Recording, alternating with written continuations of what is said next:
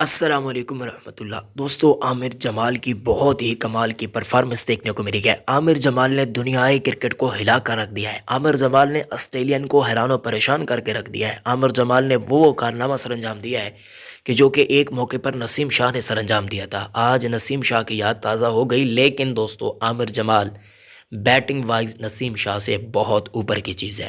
میں آپ لوگوں سے پوچھنا چاہتا ہوں، عامر جمال بیسٹ بن سکتے ہیں جس طریقے سے ہاردک پانڈیا؟ اب ایسے نہیں کہہ سکتے عامر جمال بیسٹ ہیں یا ہاردک پانڈیا۔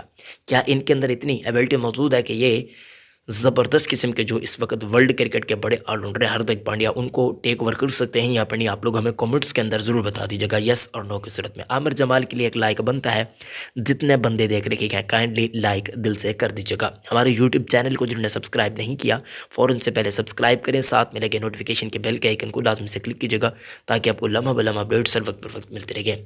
تو چلیے دوستو آج کی اس ویڈیو کو شروع کرتے ہیں۔ عامر جمال کی اگر ہم کارکردگی کی بات چیت کرتے ہیں، اس وقت آئے جب پاکستان کی وکٹیں بہت زیادہ گر چکی تھی، پاکستان بہت زیادہ مشکلات کا شکار ہو چکا تھا۔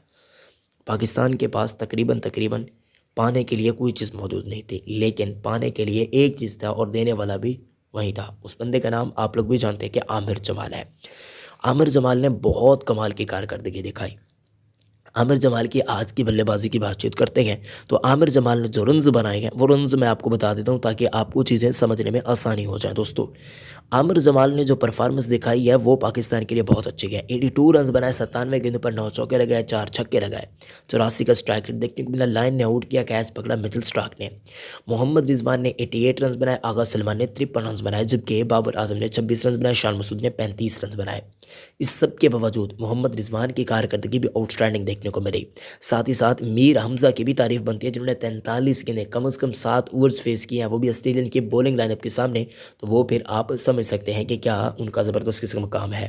تو یہ سارا سینیریو ہمیں دیکھنے کو ملا اس ٹیسٹ میچ کے اندر۔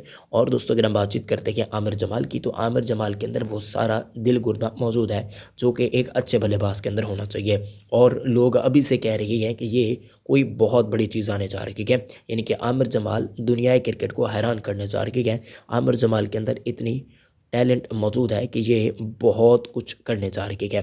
امید کرتے ہیں، ہماری دل سے دعائیں کہ ایسا ہو انشاءاللہ ثم انشاءاللہ۔ ہماری دل سے دعائیں اس پلیئر کے ساتھ ہیں اور یہ بہت دنیا کے اندر نام کمائے گا۔ اس ویڈیو کو لائک کریں، چینل کو سبسکرائب کریں۔